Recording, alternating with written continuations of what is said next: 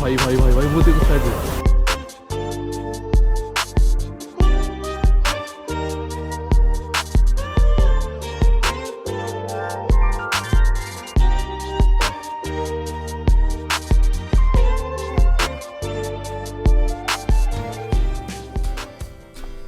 तो एक बार फिर से मेरा बैग पैक है और एक नए सफ़र की शुरुआत हो रही है। कल्पा, हियर आई कम। अब दिल्ली से शिमला का लंबा रास्ता विंडो के व्यूज़ के साथ मेरे थॉट्स पे आगे चल रहे थे। शिमला में मैं मिलूंगा अपने दोस्तों से, उसके बाद हम एक साथ कल्पा के लिए आगे निकलेंगे। And here we are at Shimla. Overnight journey करने के बाद ये हमारा पहला स्टॉप था। यहाँ पे हम रुके, थोड़ा सा ब्रेक लिया, उसके बाद हमने अपनी जर्नी कंटिन्यू की। अब शिमला से निकलते ही स्नोफॉल स्टार्ट हो गई थी। मानो नेचर हमारा स्वागत स्नोफॉल से कर रहा हो। सब कुछ बहुत खूबसूरत था, पर मैं अभी भी कल्पा का वेट कर रहा था। शिमला से रिकांगपिओ की तरफ की सड़क, एक तरफ गहरी खाई तो दूसरी तरफ ऊंचे पहाड़, रास्ता बीच में। और ये नज़ारा थोड़ा सा स्कैरी भी था, लेकिन जब सफ़र थोड़ा सा चैलेंजिंग हो तो मंजिल और भी खूबसूरत हो जाती है।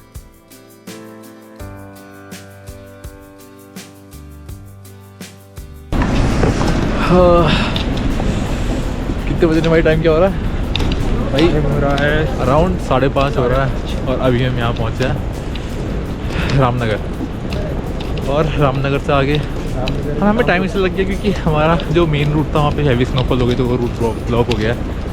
तो हम कहीं घूम फिर के 3 घंटे डिले होके पहुँचे हैं यहाँ पे।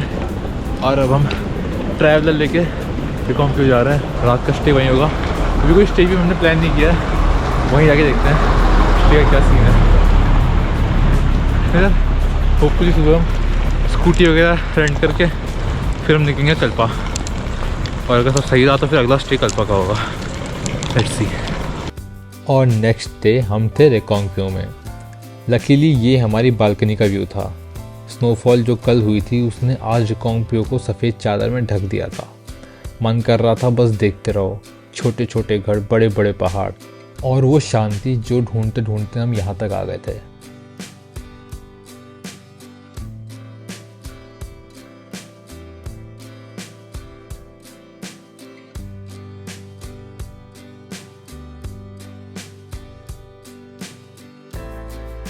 तो नेचर को इतनी खूबसूरती से देखने के बाद अब समय था कल्पा के लिए आगे बढ़ने का। आज का दिन हमें कल्पा जाना था और कल्पा वैली एक्सप्लोर करनी थी।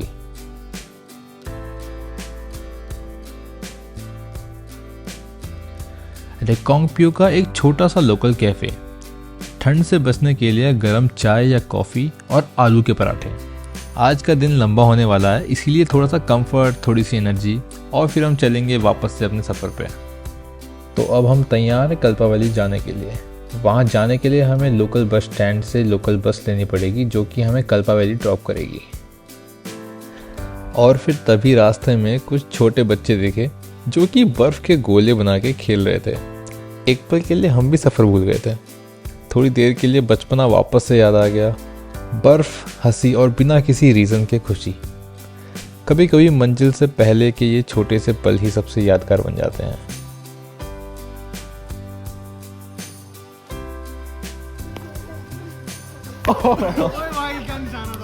बढ़िया बढ़िया। कल्पा के लिए हम निकले तो थे, but the thing is snowfall हुई है और ब्लैक आइस है, टायर स्लिप कर रहे हैं, तो ऐसा कोई जाने को रेडी नहीं है। ना कैब जा रही है ना बस जा रही है। और कल्पा तक का रास्ता, if I am not wrong, 7 से 10 किलोमीटर है। सो वी हैव डिसाइडेड कि हम पैदल जाएंगे। खतरों की खिलाड़ी भाई, कुछ भी करिए कल्पा पहुंचना है। रात की हैवी स्नोफॉल और ब्लैक आइस की वजह से सारा ट्रांसपोर्ट रुक चुका था। वेट भी कर सकते थे, लेकिन सफ़र रुकने का नाम नहीं लेता। कल्पा अब सिर्फ 7 किलोमीटर दूर था, तो हमने डिसाइड किया क्यों ना पैदल ही चलते हैं। और यहाँ पे शुरू हुई सफ़र की सबसे रियल जर्नी। और इसमें ख़ास बात ये थी कि हम वो सारे ऑफ रोड रास्ते एक्सप्लोर कर रहे थे जो हम हाईवे से नहीं कर पाते, और यहाँ की लोकल लाइफस्टाइल से खुद को कनेक्ट कर रहे थे। चारों ओर बर्फ़ थी, सब कुछ बर्फ़ से कवर्ड था। मैं तो ये सोच रहा था कि अगर रिकॉम्पियो इतना सुंदर लग रहा है तो मानो कल्पा कितना सुंदर लगेगा। और फिर किस्मत ने थोड़ा साथ दे दिया। एक लोकल भैया ने हमें बोलेरो में लिफ्ट ऑफर की। रास्ते भर ये सुंदर से नज़ारे, उनके लोकल कल्चर, उनके लोकल बिलीफ्स और पहाड़ों की कहानियाँ, यही सुनते सुनते बातों बातों में कब हम कल्पा वैली पहुँच गए इसका पता भी नहीं चला। कभी कभी कहानी आसमान से शुरू होती है, पर जब कैमरा नीचे आ जाता है तब समझ में आता है कि सारी जर्नी इतनी मुश्किल क्यों थी। ये मैं हूँ और ये है कल्पा वैली, शांत, ग्रैंड और टोटली अनरियल। दूर से धीरे धीरे पास आता हुआ ये नज़ारा, और फिर एक ही फ्रेम में पूरी कल्पा वैली, हर एंगल से कुछ नया, हर पल में एक नया सुकून। ये सिर्फ एक जगह नहीं, ये एक एहसास है। रास्ते से ही दिखते हुए मंदिर और मोनेस्टरीज, बर्फ़ से ढके हुए ये पहाड़ों के बीच बिल्कुल शांत और स्थिर। यहाँ धर्म सिर्फ जगह नहीं, हवा में महसूस होता है। और पीछे खड़े ये सफ़ेद पहाड़ जैसे सब कुछ चुपचाप देखते रहते हैं। कल्पा के ये पुराने कैफ़ेज़, थोड़े से विंटेज, थोड़े से वक्त से परे, इन दीवारों ने कई सफ़र देखे हैं और आज हम भी उनमें से एक कहानी बन गए हैं। हाँ, है भी यार कल्पा। ठंडी वाली ये लग रही है, बढ़िया वाली ठंडी लग रही है। हाँ भाई, क्या व्यूज़ हैं, मतलब आ सकते हो। ये है कल्पा वैली की मोनेस्ट्री, पहाड़ों की गोद में बसी हुई, बर्फ़ से ढके हुए शिखरों के बीच। यहाँ खामोशी भी बोलती है और हर हवा का झोंका एक सुकून दे जाता है। शहर से काफ़ी दूर, शांत, लेकिन खुद से काफ़ी पास। हवा के साथ लहराते हुए ये प्रेयर फ्लैग्स जैसे हर रंग एक दुआ हो जो पहाड़ों के बीच घूम रही हो। कल्पा की हवा सिर्फ ठंडी नहीं, सुकून और विश्वास भी साथ लाती है। फिर हमें कुछ बच्चे बर्फ़ में स्लेजिंग करते हुए दिखे, और हमारा क्या था, हम भी वहीं रुक गए उस मोमेंट को और जीने के लिए, उस पल को एंजॉय करने के लिए। ये छोटी छोटी चीज़ें ही ज़िंदगी को और यादों से भर देती है, और जर्नी का मज़ा इन्हीं से तो आता है। और फिर ये रास्ते हमें ले गए एक बहुत फेमस स्पॉट की ओर, जिसका नाम है श्री नारायण नागिन टेम्पल। कल्पा की एक बहुत पुरानी और जानी मानी जगह है। ये खूबसूरत सा मंदिर लॉर्ड नारायण को समर्पित है, जो विष्णु के एक रूप हैं और संसार के रक्षक माने जाते हैं। साथ में नागिनी देवी, जिसे यहाँ के ज़मीन, पानी, प्रकृति की रक्षा का सिंबल माना जाता है। और ये जगह बहुत खूबसूरत थी। ये मंदिर सिर्फ पूजा की जगह नहीं है, ये बताता है कि हमारे यहाँ भगवान और प्रकृति को अलग अलग नहीं माना जाता। पत्थर और लकड़ी से बना ये मंदिर बिना किसी भारी चीज़ के सालों से मजबूत खड़ा है। इसकी बनावट सीधी है, लेकिन इसकी सोच बहुत गहरी है। यहाँ विश्वास शोर नहीं करता, बल्कि शांति से महसूस होता है। अब लोक कथा के हिसाब से ये जगह एक गार्जियन स्पिरिट की तरह पीढ़ियों से चली आ रही है, जहाँ हर साल लोग ये दुआ करने आते हैं कि उनके परिवार, खेती और घर पर हमेशा वरदान बना रहे।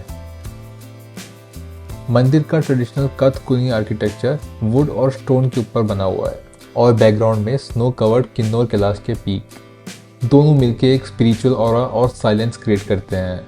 यहाँ का माहौल इतना शांत है कि लगता है जैसे हर हवा का झोंका और हर एक पल की आवाज़ कोई कहानी सुना रहा हो, एक ऐसी कहानी जो दिल से महसूस की जा सकती हो।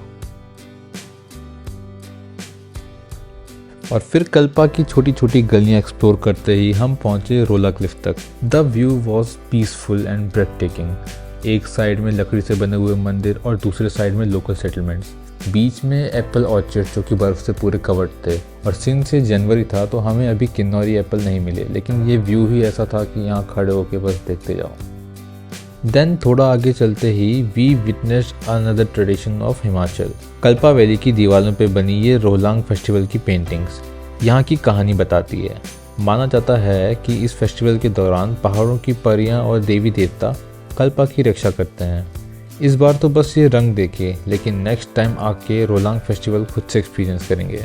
कल्पा की छोटी बर्फ़ से ढकी गलियों में चलते हुए हर मोड़ पे छोटे छोटे विंटेज कैफ़े दिख रहे थे, तो हम रुक गए, क्योंकि लोकल जगह को समझने का बेस्ट तरीका होता है उनका खाना।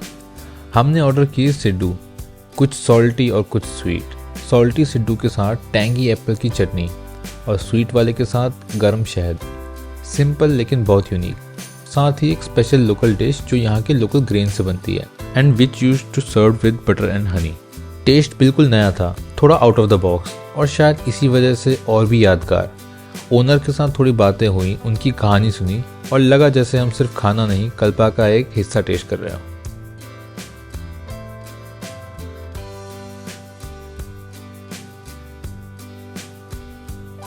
फिर ढेर सारी अच्छी यादें कलेक्ट करने के बाद हमने कल्पा को कहा अलविदा और हम निकल गए वापस रिकॉम्पियो की ओर।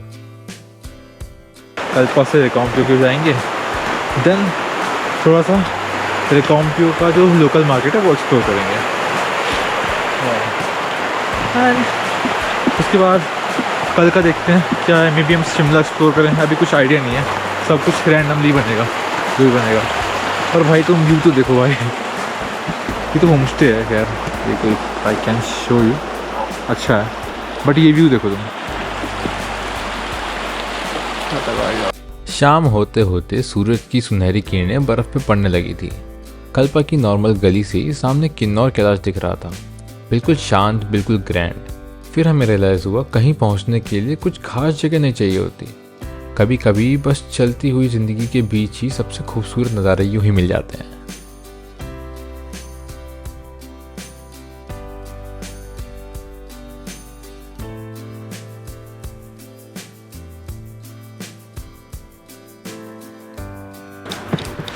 वापस now going back to रिकॉम्पियो। Let's see, अब हम सोच रहे हैं कि कल दिन में ही निकल जाए, थोड़ा सा रिकॉम्पियो का लोकल मार्केट वगैरह एक्सप्लोर करके, फिर अगर टाइम मिला तो और भीड़ कम हुई तो शिमला भी एक्सप्लोर कर सकते हैं, वो भी है हमारे पास ऑप्शन। पर अगर भीड़ कम हुई तो, वरना तो हम सीधे वापस जाएंगे भाई, क्योंकि शिमला में मतलब बहुत ओवर क्राउडेड है शिमला और ओवर प्राइस भी है, तो इतना वर्थ इट नहीं है। वो दिल्ली का माल शिमला में मॉल रोड में मिल जाता है डबल रेट पे और लोग ले भी लेते हैं, वो नहीं करना है। या सो कल्पा इज़ गुड, रिकमेंड, आ सकते हो। स्नोफॉल जब होगी तब आना, बढ़िया मज़ा आएगा।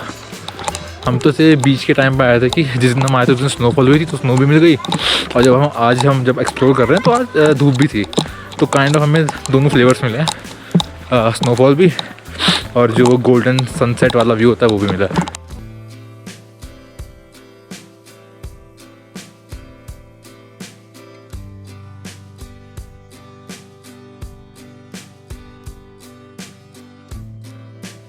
Hey guys, so it's almost the end now. अभी आज हम शिमला के लिए निकलेंगे एंड वहाँ से फिर हम लोग गुड़गांव वापस back to the corporate life.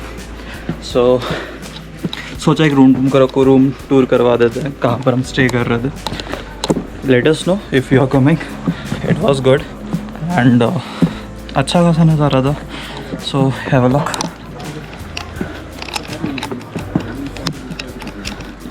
ये लाइक हमारा बालकनी व्यू था।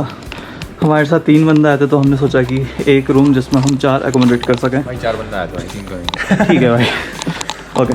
सो दिस वाज आवर रूम। यहाँ मतलब ये एक डबल बेड, एक सिंगल बेड है। सिंस हमारे बीच में थोड़ी नोक झोंक लड़ाई वड़ाई हुई थी, तो एक हमने बेड नीचे भी लगा दिया था। भाई कौन था वो? तो मतलब अच्छा खासा है, मतलब अगर आप यहाँ से उठोगे तो यहाँ से मतलब आप शीशे से देख तो उठते ही मतलब सीधा बाहर का नज़ारा एंड ऑल। अभी थोड़ा सा बर्फ़ कम है, but if you have seen our past stories, तो उसमें पूरा ये सब कवर्ड था थ्रू ऑल स्नो। थोड़ा सा टेबल, छोटी मोटी एमिनिटीज़ वगैरह एंड ऑल, मिरर्स, टाउल्स वगैरह, and bathroom is decent. Best thing was कि जो लाइक गीज़र था वो मतलब लिटरली उसने बहुत साथ दिया, क्योंकि टेम्परेचर वॉज अराउंड लाइक -10, -11 और हम स्टिल मतलब नहा रहे थे। सो आई थिंक इट्स गुड। अगर if someone is coming here और budget friendly, do contact us, we will tell you the exact home stay, मतलब अच्छा है। और guys officially checked out from रिकॉम्पियो, Kalpa trip successful. अब सेफली हमें शिमला तक जाना है। कल वहाँ भी स्नोफॉल बताई है, होपफुली वहाँ भी स्नोफॉल होगी तो हम वो भी इंजॉय करेंगे। Let's see. Payments and all भी हो गई है, हमें अराउंड 1500 का पर डे का पड़ा। This is the stay, Bhagwati home stay, so you can try this. View बहुत प्यारा है रूम का, FYI। चलो कुछ खाते पीते हैं भाई, जितना मैं दिखा रहा हूँ उतना कम लग रहा है भाई। This camera is not doing the justice with the views. Wow. Plan तो शिमला की टॉय ट्रेन एक्सप्लोर करने का था, लेकिन हैवी स्नो की वजह से हमें शिमला में स्टे नहीं मिल पाया, तो हमने अपना सफ़र यहीं रैप किया और दिल्ली के लिए निकल पड़े। कल्पा ने जो दिया वो काफ़ी था, यादें, सुकून और कहानियाँ। हम फिर मिलेंगे एक नए व्लॉग के साथ, तब तक के लिए stay safe and keep travelling.